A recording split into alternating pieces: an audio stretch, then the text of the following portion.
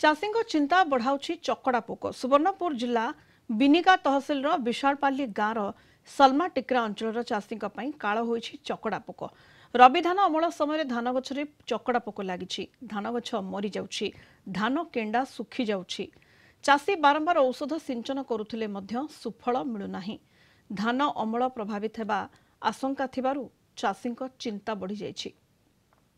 आ 4 थर 5 थर हलानो आमे ओष मारलुन प्रशासन के भी आमे कहा बुला कलुन से खाली ऑफिस रे बसीजन केन हिसाब टे आमको जो बुझामणा करते बेले भी आमे आटिके भल से आमे ओष साइडा मारतु 5 एकड़ चाष कर देली चकड़ा लग गला संभले ना हबार लाग भाग आनिक चाष कर देलु केन्दा से सुजमु जे आमे भाभी ना पारबार नाले आर का करमु गवर्नमेंट किसी सुविधा भी ना कर पारबा बोले आम कहीं बाट चलमु सेनके नहीं पहुँची पारन से आमे तांको फी इनफॉर्म करमु से जाइकी देखबे और रेकमेंड भी करबे और दरकार पड़ले आमे माने भी जिमु मुई जमे बीओ सर भी जिबे और जेनटा रेकमेंडेशन चकड़ार लगी सेटा आमे देमु आ जदि आमर द्वारा नाइ माने आमे केभिके साइंटिस्ट मानकर संगे भी मिसिकरी आमे रेकमेंडेशन दे पारमु।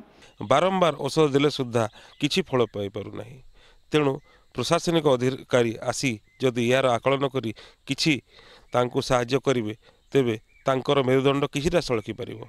सुवर्णपुर जिला बिनिकारु शांतनु पंडा, कलिंग टीवी।